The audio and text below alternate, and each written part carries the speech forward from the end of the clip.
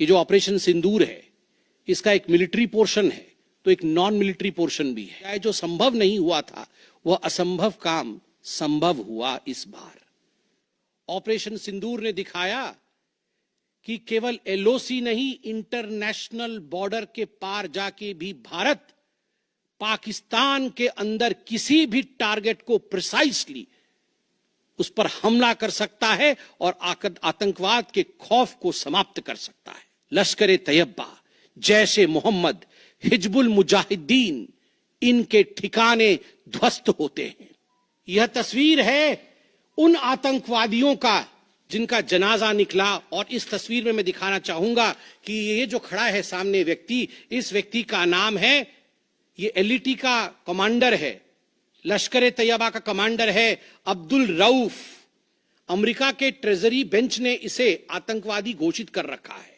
तथाकथित सरकार के बड़े बड़े लोग पाकिस्तान के आतंकवादियों के जनाजा में शामिल होने आए हैं कि पाकिस्तान का हर इंच भारत के पहुंच के अंदर है।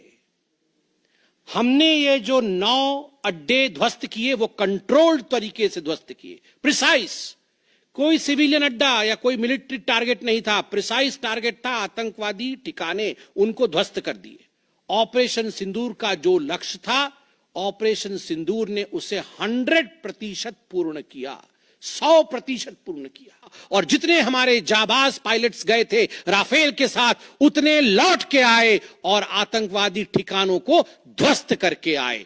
पहली बार विश्व में किसी देश ने एक न्यूक्लियर कंट्री के अंदर घुस करके उनके एयर बेसेस को समाप्त करने का काम किया। और प्रधानमंत्री जी ने स्पष्ट कहा है, वहां से यदि गोली आती है तो यहां से गोला जाएगा।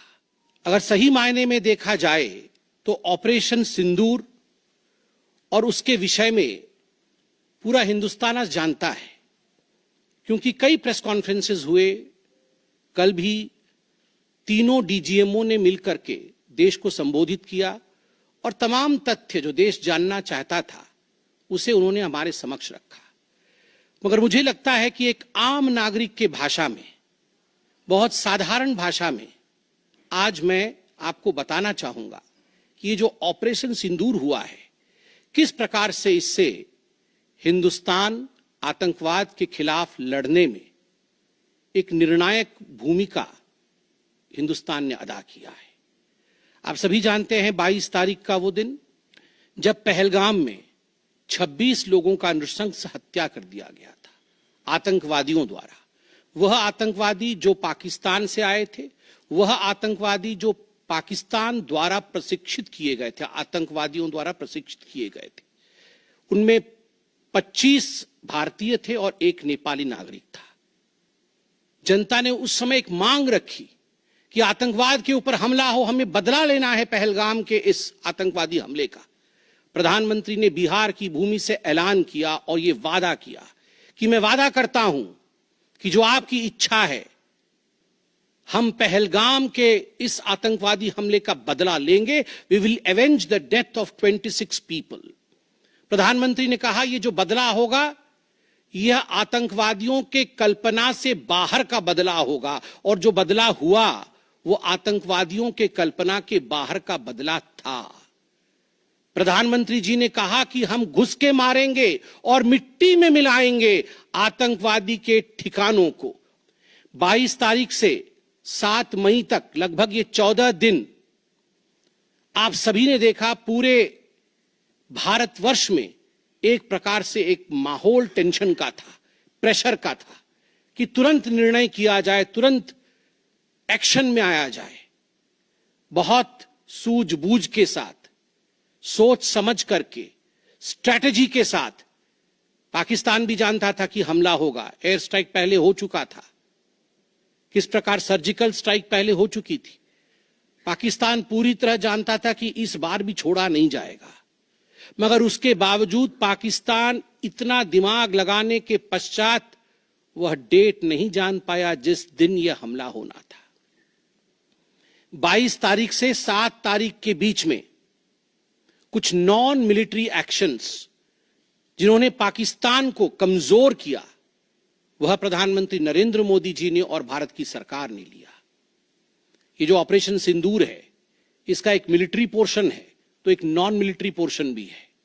और नॉन मिलिट्री पोर्शन में सबसे बड़ी बात, इंडस वाटर ट्रीटी, जो सिंधु नदी समझौता 1960 का था, उसे स्थगित किया गया, अबेयंस में रखा गया।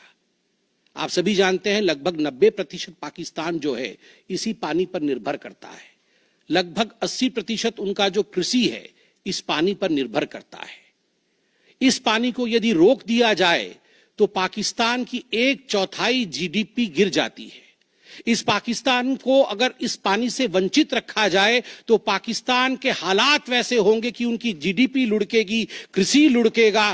केवल कृषि और जीडीपी नहीं, उनके पावर कट्स होंगे और इस प्रकार का माहौल पाकिस्तान में पैदा होगा कि पाकिस्तान एक फ्रजाइल स्टेट के रूप में, अभी भी फ्रजाइल है, और फ्रजाइल स्टेट के रूप में वो सामने आएगा।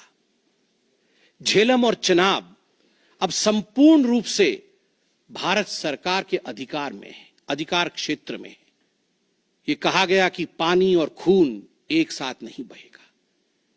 मित्रों, जरा सोच के देखिए, 50 वर्षों तक जो संभव नहीं हुआ था, किसी भी युद्ध में यह संभव नहीं हुआ था कि इंडस वाटर ट्रीटी को रोक दिया जाए। जो संभव नहीं हुआ था वह असंभव काम संभव हुआ इस बार।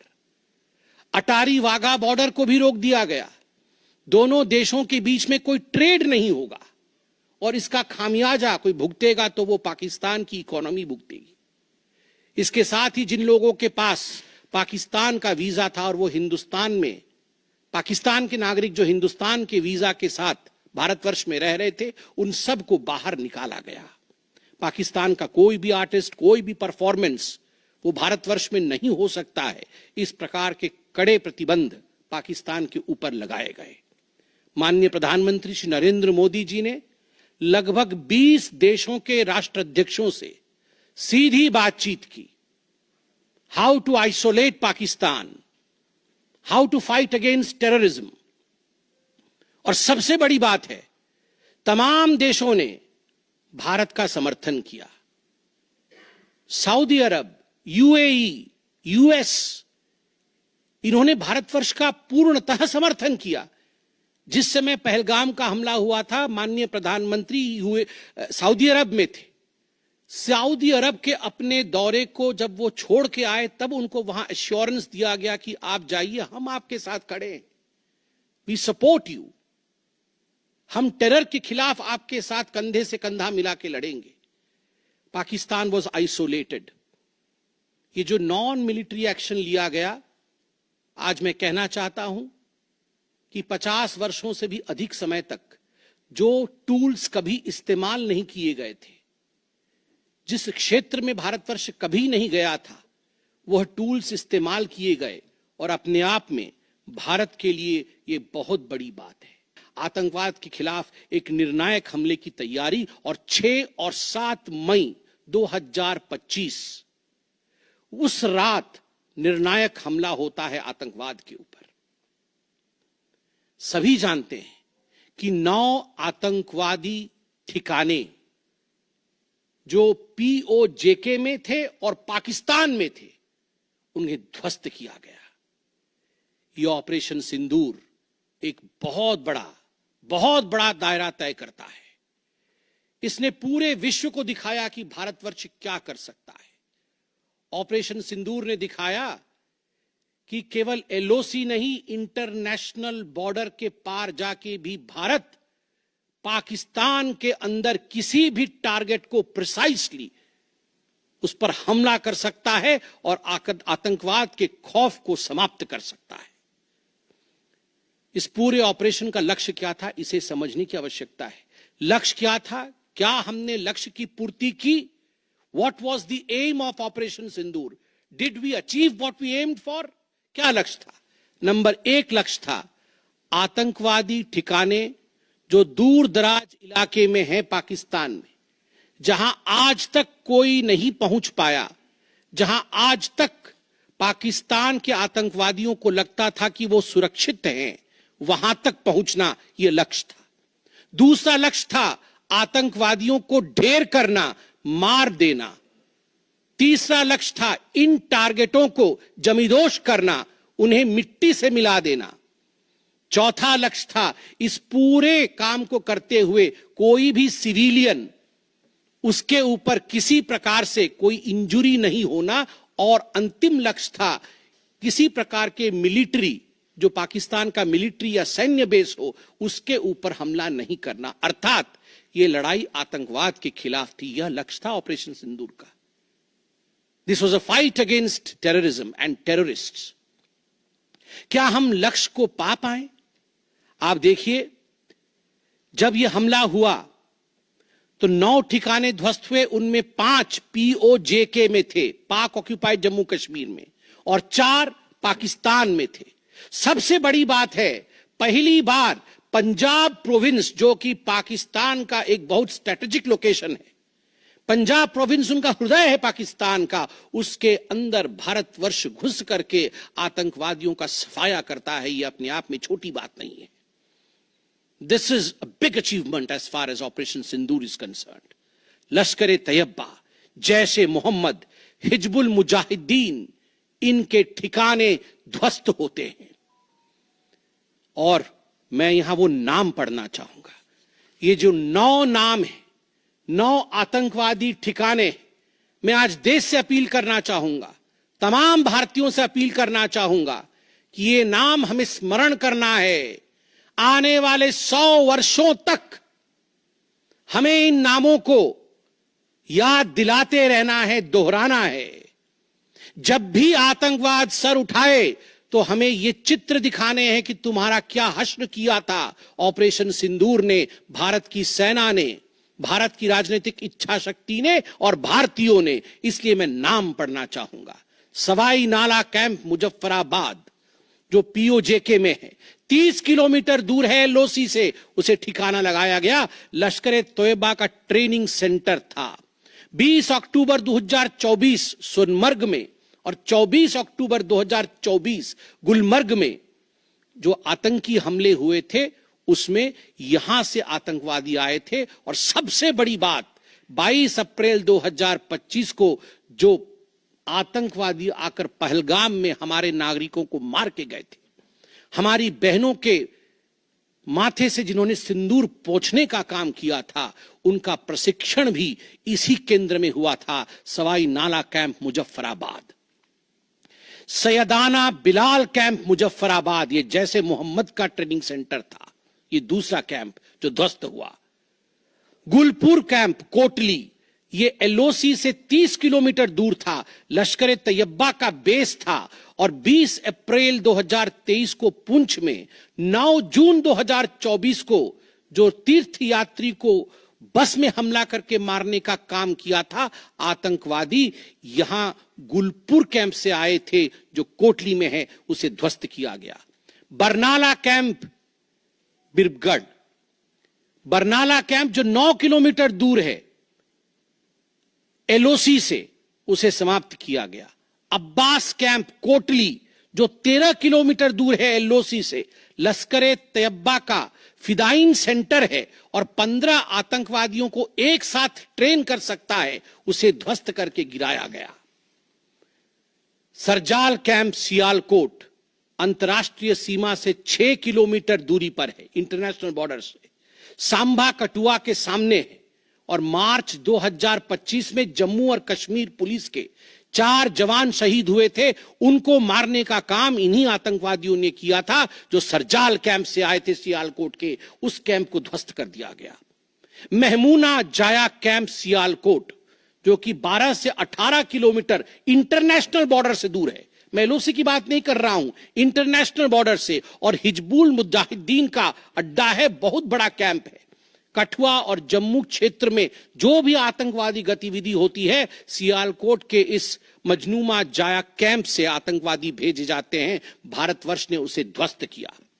मरकज तैयबा मुरीद के, जो कि अंतर्राष्ट्रीय सीमा से 18 से 25 किलोमीटर दूर है।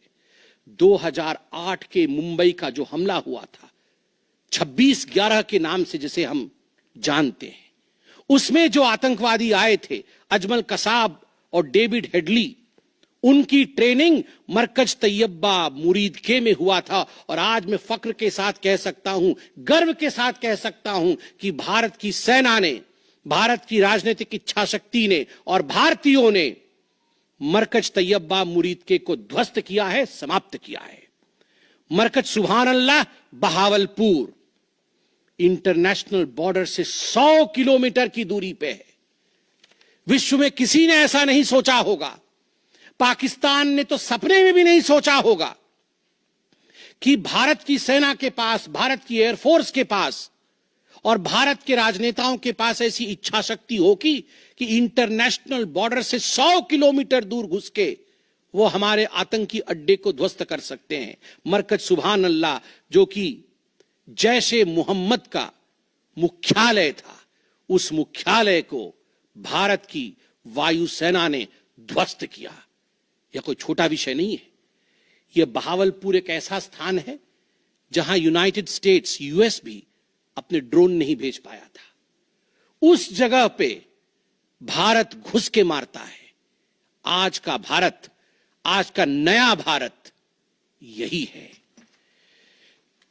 ये नाम, जो 9 नाम मैंने पढ़े, हमें याद रखने चाहिए, मगर उन नामों के साथ मैं कुछ और भी बताना चाहता हूं। जो आतंकवादी मारे गए, 100 से अधिक आतंकवादी मारे गए, 100 से अधिक। मैं कुछ आतंकवादियों के नाम पढ़ता हूं जिनको कि हम डिस्कस करते थे डिबेट्स में, टीवी पे, यूएन में, जिनको कि यूएस ने भी कंडेम कर रखा था। मैं नाम पढ़ रहा हूं। मुदस्सर कादियान खास उर्फ मुदस्सर उर्फ अबू जुंदाल।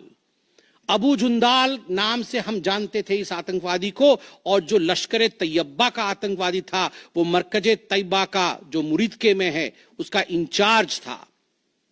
जब वो मरा तो उसके गार्ड ऑफ ऑनर, उसका जो जनाजा निकला, उसमें पाकिस्तान के आर्मी के अधिकारी थे, पाकिस्तान आर्मी के चीफ थे, पंजाब सीएम मरियम नवाज भी उसमें रही। आप सोचिए, ये एक सरकारी जमीन पर हुई और तमाम बड़े लोग, सरकारी लोग पाकिस्तान के उसमें शामिल हुए, जिससे कि यह सिद्ध होता है कि terror and the sponsors of terror are hand in glove together. आतंकवादी और जो आतंकवादियों को बढ़ावा देने वाले, वो एक साथ काम करते हैं। दूसरा, हाफिज मोहम्मद जमील, ये जैशे मोहम्मद का आतंकवादी है। ये ब्रदर इन लॉ, साला था मौलाना मसूर अजहर का, और इंचार्ज था मरकज सुभान अल्लाह बहावलपुर का, वह भी मारा गया। तीसरा आतंकवादी मोहम्मद यूसुफ अजहर उर्फ उस्ताद जी उर्फ मोहम्मद सलीम उर्फ घोशी साहब, जैसे मोहम्मद का नामी आतंकवादी, और यह भी मौलाना मसूद अजहर से जुड़ा हुआ था और यह वेपन ट्रेनिंग देता था जैशे मोहम्मद का। और सबसे बड़ी बात, IC 184 के हाईजैकिंग में इसका हाथ था। IC 814 के हाईजैकिंग में इसका हाथ था, वह भी मारा जाता है। चौथा आतंकवादी खालिद उर्फ अबू अक्स का। खालिद ये लश्कर तैयबा का आतंकवादी था, फैसलाबाद में मारा गया और वहां उसका फ्यूनरल होता है। अब मैं ये तस्वीर दिखाना चाहूंगा, आप ये तस्वीर देखिए। ये तस्वीर कोई साधारण तस्वीर नहीं है। यह तस्वीर है उन आतंकवादियों का जिनका जनाजा निकला। और इस तस्वीर में मैं दिखाना चाहूंगा कि ये जो खड़ा है सामने व्यक्ति, इस व्यक्ति का नाम है, ये LET का कमांडर है, लश्कर तैयबा का कमांडर है, अब्दुल रऊफ। अब्दुल रऊफ जो खुद एक स्पेशली डेजिग्नेटेड ग्लोबल टेररिस्ट, जिसको यूएस के ट्रेजरी बेंच ने डेजिग्नेट कर रखा है, अमेरिका के ट्रेजरी बेंच ने इसे आतंकवादी घोषित कर रखा है, वह सामने खड़ा है जनाजे में। और उसके पीछे जो खड़े हैं, मैं एक एक करके नाम पढ़ता हूं। लेफ्टिनेंट जनरल फैयाज हुसैन शाह, जो कि लेफ्टिनेंट जनरल है पाकिस्तान आर्मी के। मेजर जनरल राव इमरान सरताज, जो कि मेजर जनरल है पाकिस्तान आर्मी के। ब्रिगेडियर मोहम्मद फुरकान शब्बीर, पाकिस्तान आर्मी के। Doctor Usman Anwar, IGP Punjab. और मलिक सोहेब अहमद बर्थ, member of provincial assembly of Punjab. ये बड़े बड़े लोग तथाकथित सरकार के बड़े बड़े लोग पाकिस्तान के आतंकवादियों के जनाजा में शामिल होने आए हैं और जनाजे को लीड कर रहा है एक आतंकवादी, डेजिग्नेटेड आतंकवादी। और आप देखिए ये बिफोर और आफ्टर, ये जितने भी मैंने आपको अभी आतंकवादी ठिकानों का नाम बताया, किस प्रकार उनकी परिस्थिति थी और क्या उनकी परिस्थिति हुई, यह इस तस्वीर से हम देख सकते हैं। पहली बार एक बात पूरे विश्व ने देखा कि पाकिस्तान का हर इंच भारत के पहुंच के अंदर है। कोई कोना पाकिस्तान का ऐसा नहीं है जो भारत के पहुंच से बाहर हो। और आप सोच के देखिए, पाकिस्तान का एयर डिफेंस सिस्टम फेल हो जाता है। पाकिस्तान का एयर डिफेंस सिस्टम फेल हो जाता है जिस समय 6 और 7 के रात के बीच ये पूरी कार्यवाही हो रही थी। रफाल विमान द्वारा स्काल्प और हैमर मिसाइल्स के माध्यम से 23 मिनट के अंदर, 23 मिनट्स के अंदर एक विंडो था, जिस विंडो के अंदर ये 9 के 9 आतंकवादी ठिकाने उन्हें ध्वस्त कर दिए गए। 23 मिनट में पूरा विश्व ने देखा कि भारत क्या कर सकता है। मुझे लगता है पूरे विश्व में इस प्रकार से 23 मिनट के अंदर इतने प्रेसिशन के साथ आतंकवादी ठिकानों पर हमला किसी देश ने पहले किया होगा। और जब यह पूरा एक्सरसाइज समाप्त हुआ, उसके बाद जब हमारे एमईए ने, हमारी आर्मी ने प्रेस कॉन्फ्रेंस किया, तो उसमें कुछ 4 शब्द बहुत महत्वपूर्ण थे। वो 4 शब्द हैं controlled, precise, measured, non escalatory. हमने ये जो 9 अड्डे ध्वस्त किए वो कंट्रोल्ड तरीके से ध्वस्त किए। प्रिसाइज, कोई सिविलियन अड्डा या कोई मिलिट्री टारगेट नहीं था, प्रिसाइज टारगेट था, आतंकवादी ठिकाने, उनको ध्वस्त कर दिए। मेजर्ड, जितना ध्वस्त करना था उतना ध्वस्त किया, उसके अगल बगल के किसी स्ट्रक्चर को ध्वस्त नहीं किया। जहां आतंकवादी थे उनके ठिकाने में घुस के उनको मार के निकले। और नॉन एस्केलेटरी मतलब युद्ध को बढ़ाने वाला नहीं, नॉन एस्केलेटरी, क्योंकि the primary escalation was Pahalgam. जो मूल एस्केलेशन था वो 22 अप्रैल को पहलगाम में पाकिस्तान ने किया था। हमने रिएक्ट किया नॉन एस्केलेटरी। ये 4 शब्द अपने आप को परिभाषित करते हैं कि ऑपरेशन सिंदूर का लक्ष्य क्या था। ऑपरेशन सिंदूर का जो लक्ष्य था, ऑपरेशन सिंदूर ने उसे 100% पूर्ण किया, 100% पूर्ण किया। और जितने हमारे जाबाज पायलट्स गए थे राफेल के साथ, उतने लौट के आए और आतंकवादी ठिकानों को ध्वस्त करके आए। और किसी सिविलियन को नहीं मारा, किसी मिलिट्री बेस को नहीं मारा। मगर दुखद है, जैसा कि पाकिस्तान से एक्सपेक्टेड है, पाकिस्तान उसके पश्चात रिटेलिएशन करता है, पाकिस्तान अपने ड्रोन्स इत्यादि भेजता है, मगर भारत की सिस्टम ने पाकिस्तान के इन ड्रोन्स को, इन मिसाइल्स को हवा में ही समाप्त कर दिया। और सबसे बड़ी बात है, एयर डिफेंस सिस्टम लाहौर का 7 और 9 तारीख के बीच लाहौर के एयर डिफेंस सिस्टम को समाप्त करने का काम हिंदुस्तान ने किया। और 9 और 10 तारीख के बीच, 9 मई और 10 मई के बीच 11 एयर बेसेस को, पाकिस्तान के 11 एयर बेसेस को ध्वस्त करने का काम भारतवर्ष ने रिटेलिएशन में किया। जब पाकिस्तान ने भारतवर्ष के ऊपर एस्केलेशन किया तो भारतवर्ष ने 11 एयर बेसेस को समाप्त किया। नूर खान, रफीकी, मुरीद, सुक्कूर, सियालकोट, पसरूर, चुनियान, सरगोदा, स्कारू, भुलारी और जकोबाबाद, ये तमाम मैं फोटोज लेके आया हूं। जकोबाबाद का ये फोटो देखिए, क्या था पहले और क्या हुआ बाद में, क्या था पहले और क्या हुआ बाद में। आप देख सकते हैं परखच्चे उड़ गए। यह है precision of India's attack. Army ने आपको दिखाया है, डीजीएमओज ने आपको दिखाया है, इसलिए मैं इसको आपको दिखा के दोबारा, I would not like to take much time, but मैं रिमाइंड करना चाहूंगा कि 11 एयर बेसेस को हमने ध्वस्त किया। और इसमें एक बड़ा विषय है, पहली बार विश्व में किसी देश ने एक न्यूक्लियर कंट्री के अंदर घुस करके उनके एयर बेसेस को समाप्त करने का काम किया।